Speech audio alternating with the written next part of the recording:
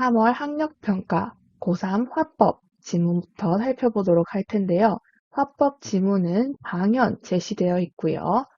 첫 번째 단락의 첫 번째 문장, 자기소개하고 있는 거 확인할 수 있는데요. 우리가 전통목조 건축연구원이라는 강연자의 직업 확인을 할 수 있고요. 이러한 직업을 가진 사람이 전통 건축에 사용되는 결구 방법에 대해서 소개하고 있으니까 강연 내용의 전문성을 가지고 있다 평가할 수 있겠죠. 공신력 충분히 확보하고 있다 이렇게 생각을 해볼 수가 있습니다. 그리고 이 지문에서 우리가 주목해서 보아야 할 점은요. 강연자가 계속해서 질문을 던지고 있다는 점이에요. 그러면 우리가 이 질문을 통해서 기본적으로 청중들과 상호작용을 하고 있다 하는 거 체크를 해둬야 하겠고요. 그 다음 각각의 질문이 무엇을 묻고 있는지 질문의 의도를 파악할 필요가 있겠습니다. 첫 번째 질문은 전통 건축물의 뼈대가 목재로 짜여 있는 것을 보신 적이 있나요? 이렇게 물으면서 중심 화재와 관련이 있는 청중의 경험을 환기하고 있는 거고요. 그 다음 두 번째 질문, 여기 보이는 목재를 무엇이라고 부르는지 아시나요? 이렇게 묻고 있죠. 그러면 이 부분은 독자의 배경 지식을 환기한다, 점검한다 이렇게 볼 수가 있겠습니다. 그 다음 이어지는 질문 계속 살펴보면요. 자료를 제시한 다음에 먼저 설명을 하지 않고 이렇게 청중들에게 질문을 함으로써 청중이 자료에 대해서 적극적으로 흥미를 가지고 살펴볼 수 있도록 유도를 하고 있습니다. 또 세 번째 단락에서는 질문을 활용하여서 앞서 설명한 내용을 청중들이 떠올리면서 직접 활용을 할 수 있도록 유도하는 것도 확인을 할 수가 있고요. 그렇기 때문에 이 지문 출제가 된다면 각 질문들의 발화 의도를 비교하거나 묻는 문제가 출제될 확률이 높다 이렇게 생각을 해볼 수가 있겠죠. 그 다음 두 번째로 이 지문은 지금 자료 활용을 하고 있는데요. 기본적으로 시각자료 활용하여서 내가 말로만 설명하는 것보다 청중들이 이해하기 쉽도록 돕고 있는 것 확인할 수 있고요.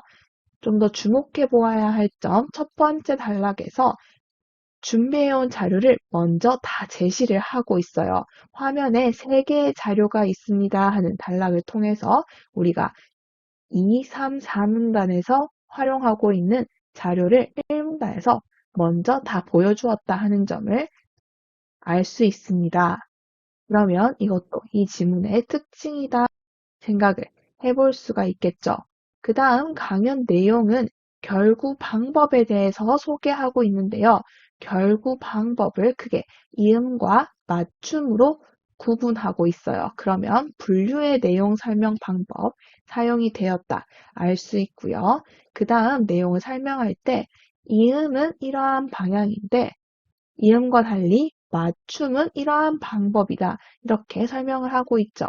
그러면 대상을 서로 비교 대조하고 있다라고도 생각을 해볼 수가 있고요.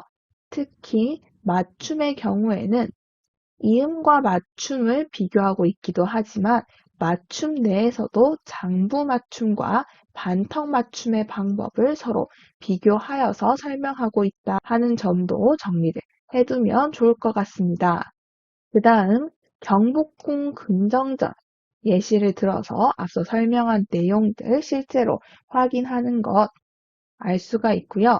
마지막 단락에서는 이음과 맞춤의 장점 제시를 하면서 앞으로 강연을 통해 배운 내용을 실제로 활용할 것을 권유하면서 마무리하고 있습니다. 문제를 풀 때 여기 이 문단에서 설명하고 있는 이음과 맞춤의 방법 헷갈리지 않게 문제 정확히 풀면 내용 일치 문제에서도 크게 까다로울 부분이 없을 것 같습니다. 그러면 문제 한번 같이 보도록 할게요. 문제는 1번 보도록 하겠습니다. 위 강연에 대한 설명으로 가장 적절한 것은 묻고 있고요. 1번 시대 순으로 대상이 어떻게 변화해 왔는지 설명하고 있다 이렇게 얘기하고 있는데요. 시대 순으로 변화 과정 설명하고 있지 않았죠. 그 다음 두 번째, 비언어적 표현을 통해 발표 내용을 강조하여 전달하고 있다 되어 있는데요. 비언어적 표현, 손짓이라든지 표정 이런 것들 활용하고 있지 않았기 때문에 적절하지 않다. 그 다음 3번, 단어를 나누어 그 의미를 풀이하고 있다 이렇게 되어 있는데요. 예를 들어서 맞대미음의 경우 맞댄이라는 이름이 왜 붙었고 이음이라는 이름이 왜 붙었는지 나누어서 의미를 풀이하고 있진 않았죠. 그렇기 때문에 3번 역시도 적절하지 않다. 그 다음 4번 질문을 통해 중심화제와 관련이 있는 청중의 경험을 관계하고 있다 되어 있는데요. 첫 번째 단락에서 확인을 할 수 있습니다. 전통 건축물에 뼈대가 목재로 짜여 있는 것을 본 적이 있는지 묻고 있죠. 그렇기 때문에 4번이 적절한 것 정답이 되겠고요. 마지막 5번 발표 내용에 대한 청중들의 반응을 살피면서 발표 순서를 바꾸고 있다 되어 있는데요. 발표 순서 바꾸고 있는 거 우리가 확인을 할 수 없었습니다. 순서 안내 따로 하고 있지 않았고요. 우리가 글을 읽어보았을 때 순서를 바꾸었구나 이렇게 짐작할 수 있는 부분도 확인을 할 수가 없습니다. 그래서 1번의 정답은 4번이 되겠고요. 두 번째, 화법과 작문, 지문으로 넘어가 보도록 하겠습니다. 화법과 작문에서는 소감문 제시를 하고요. 이 소감문의 내용을 바탕으로 이제 학생들이 다음번 체험에 홍보문을 작성하기 위한 방안을 논의하고 있는 대화 상황 제시되어 있습니다.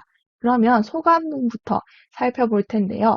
치유농업 여행에 대한 자신의 감상을 밝히되 지금 이 문단에서 프로그램의 진행 순서에 따라 시간 순서대로 내용을 전개하고 있는 것 확인을 할 수 있어요.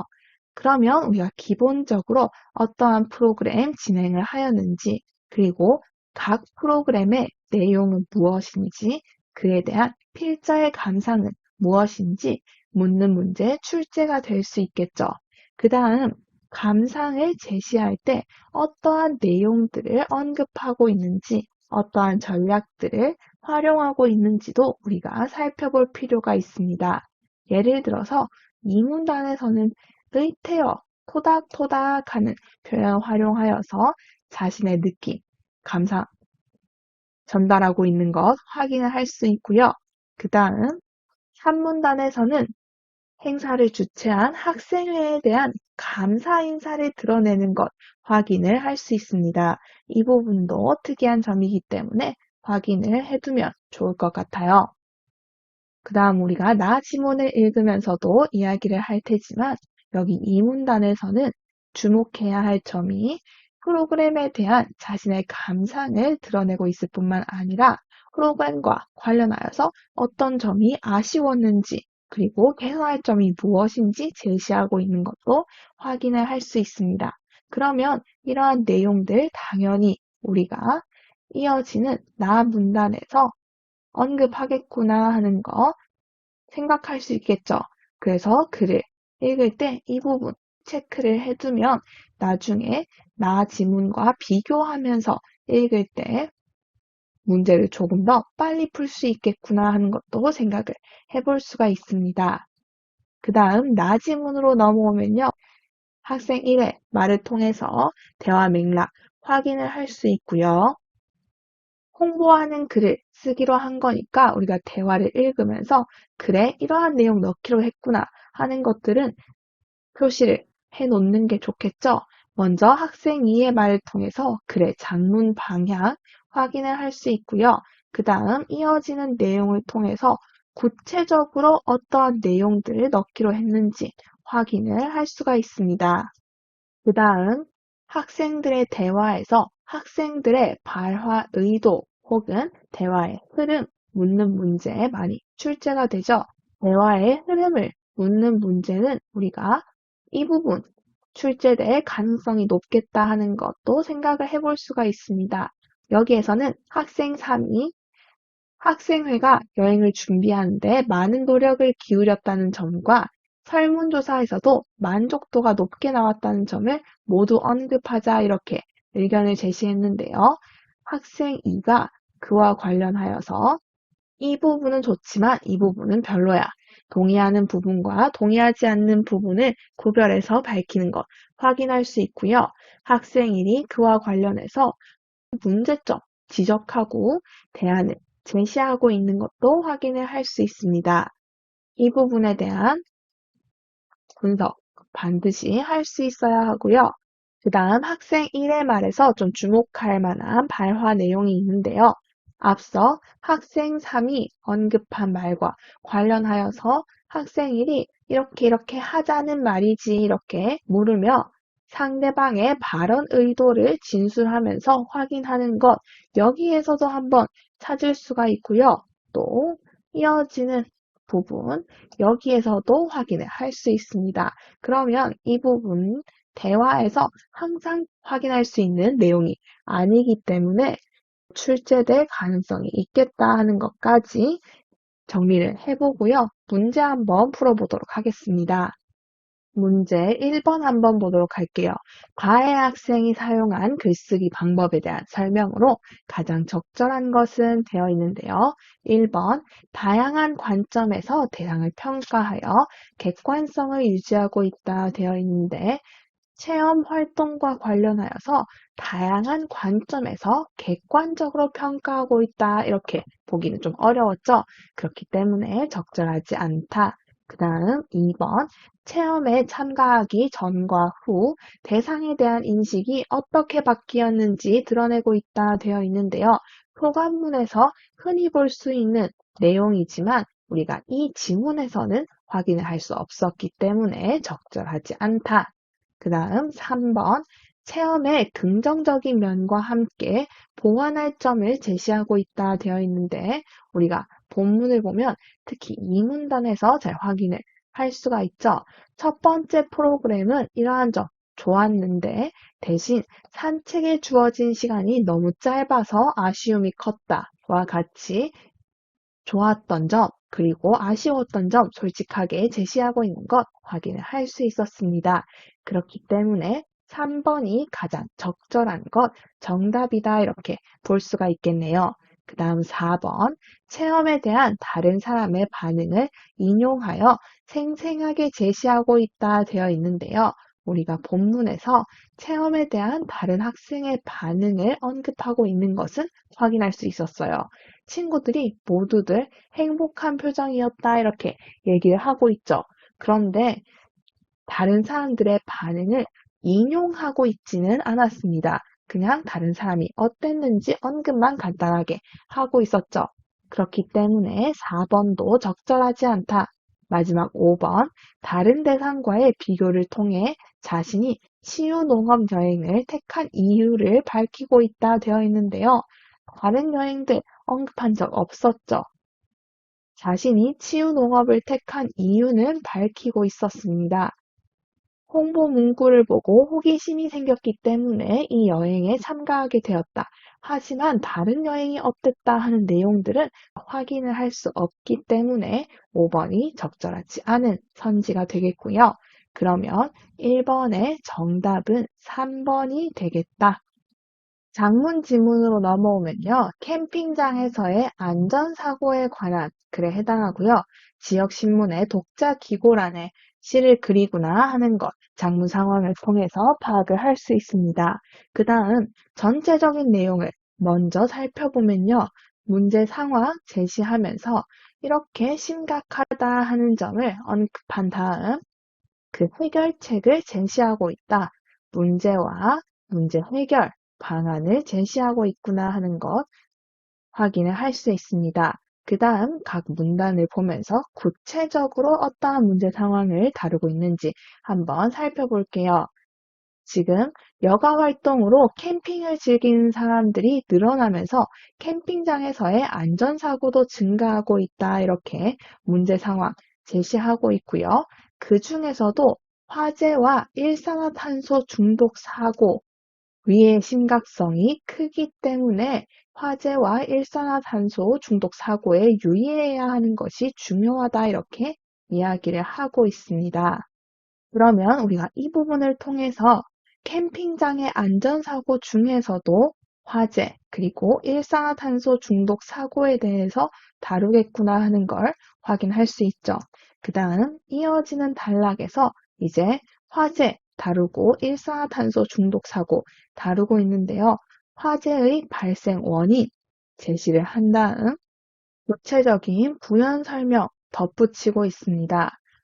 특히 화재의 경우에는 지금 캠핑장 이용객들 원인으로 언급할 뿐만 아니라 캠핑장 사업자 그리고 관계 당국 사고의 원인으로 함께 지목하고 있는 것 확인을 할 수 있고요.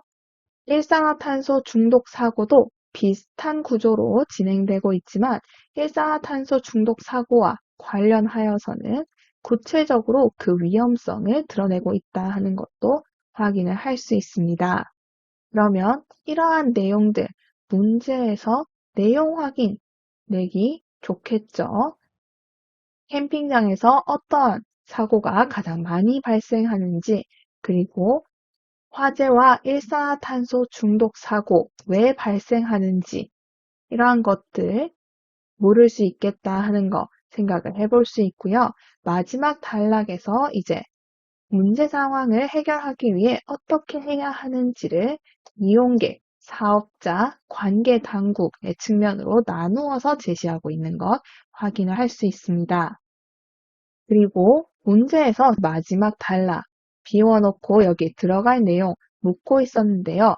우리가 여기 다시 말해 라는 표현을 고려하였을 때 앞서 언급한 내용을 정리해서 요약하겠구나 하는 건 기본적으로 파악을 할 수 있고요. 이 부분은 조건으로 따로 제시하지 않더라도 충분히 이 표현과 내용 흐름을 통해서 짐작을 할 수가 있죠. 그 다음 구체적인 조건, 바꿔서 문제 출제 충분히 할 수 있습니다. 기대 효과를 제시하는 대신에 다른 내용들을 활용하라는 그런 조건을 제시할 수 있겠죠. 그러면 여기까지 질문 한번 살펴봤고요.